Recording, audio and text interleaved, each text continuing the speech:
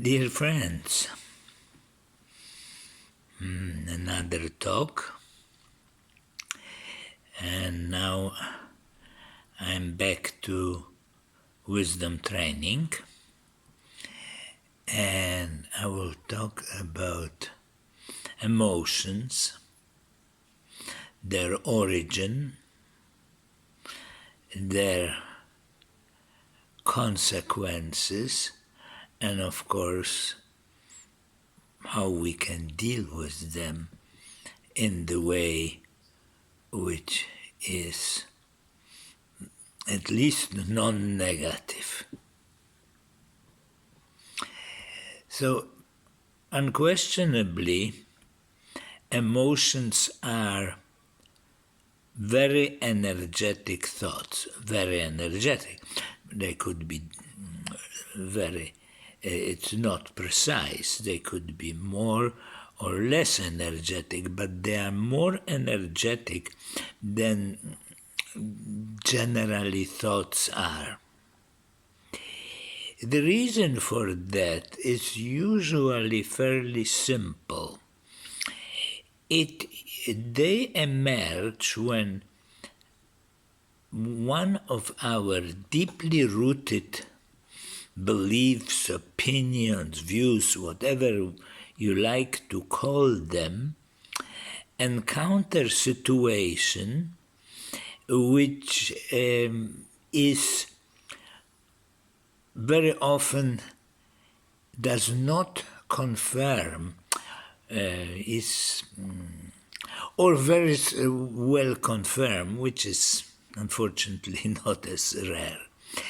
If it doesn't confirm, we have negative emotions, and if confirms, a positive ones.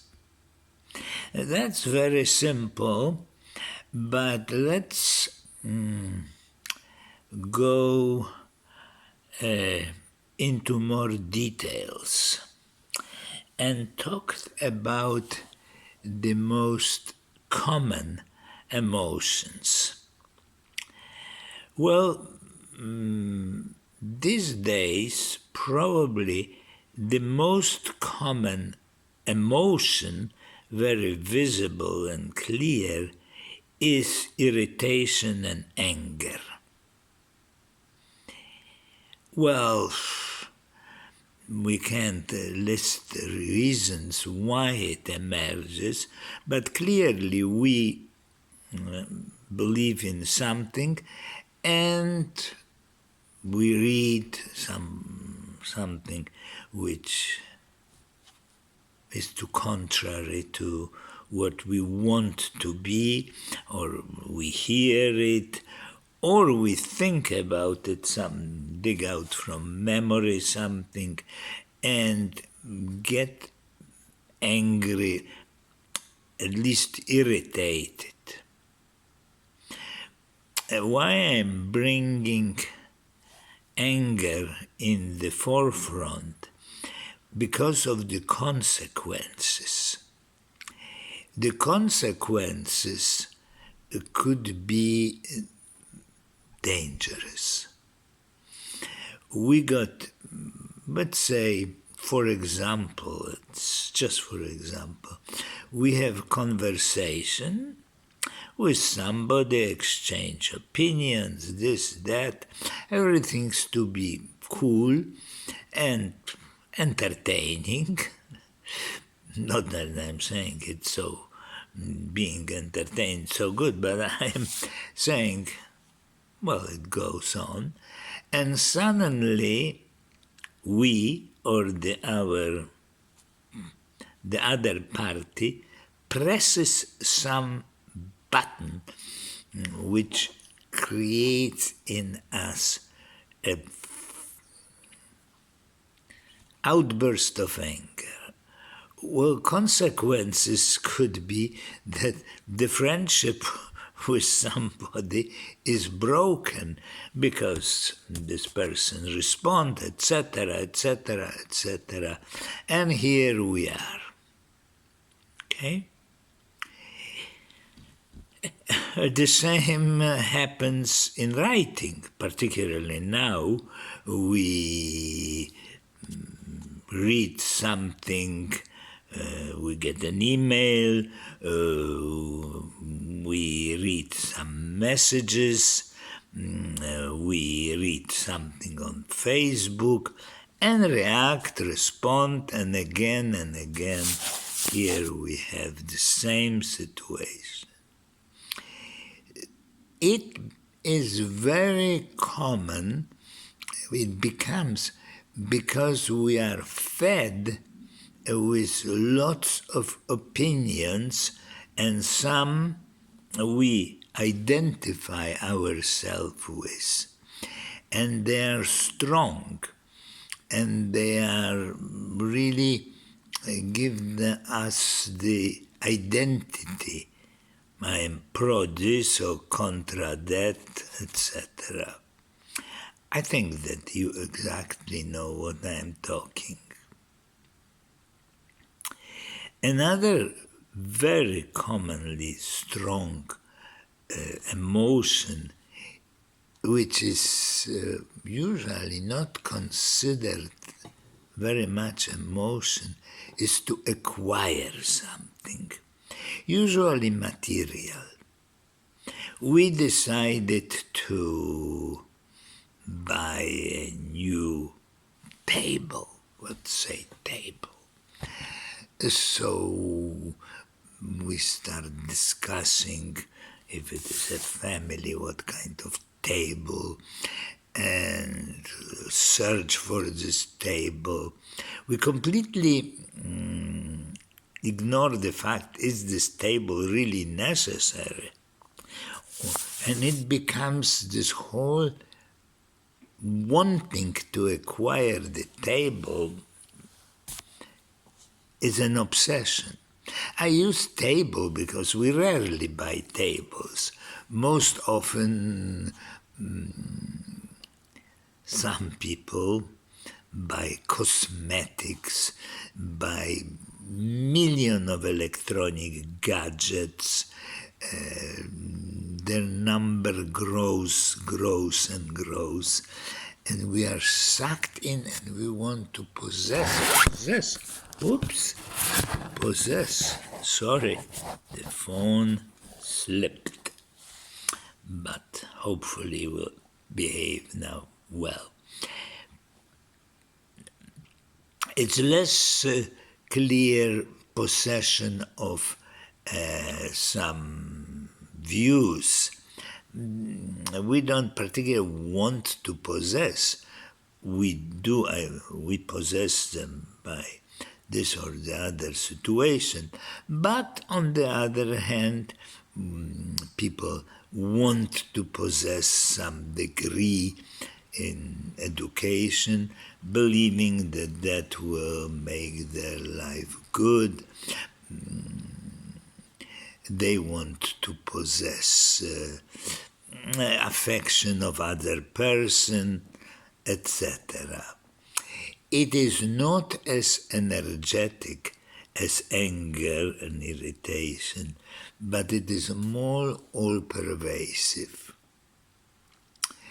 The another emotions, which is not very visible, but which lives in us, is envy. Envy that usually envy is very simple, that somebody possesses something which we do not, or we believe we do not, doesn't matter. When we believe we do not, we do not.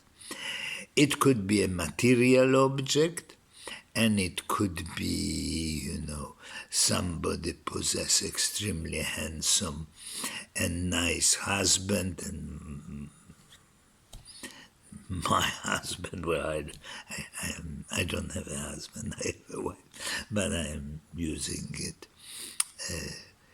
And husband is lazy and not very interesting, etc. Or a lover, or a child, or a dog, or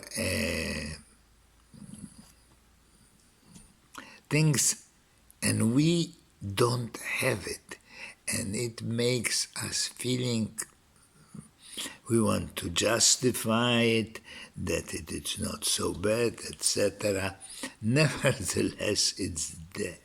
It eats us from within. Some people question if it is emotion, but I think, who cares about definitions? I care about what we experience is fear, anxiety, panic, etc. That is sometimes extremely visible, sometimes it's deeply hidden, but fact that it's deeply hidden doesn't mean that it's less energy is put into fear. Fear pervades our life, the subtle fear, and it's difficult to notice it, quite difficult, because it's deeply hidden. And it, we will say sometimes, is justified. It's not really fear, it is the situation which requires our response. For example, dangerous situation requires a response, but the response does not have to be fear. It has to be action or non-action. Depends on the situation. Well, the last one, again, it is not considered often an emotion, is self-depreciation or depreciation of others.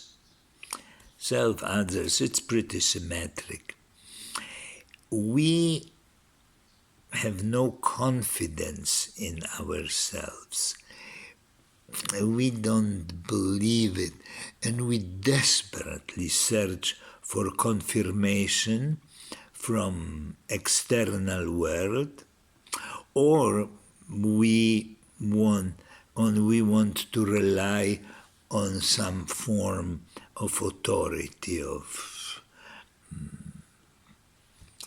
leader, guru, politician, poet, what not. And that is again thing which eats us from within, and in the very extreme cases it becomes manifest as some psychological disturbance. So that is just a few of emotions. And I generally was telling the consequences which they do. The rest you can easily add yourself. Question is what to do. Of course, I already said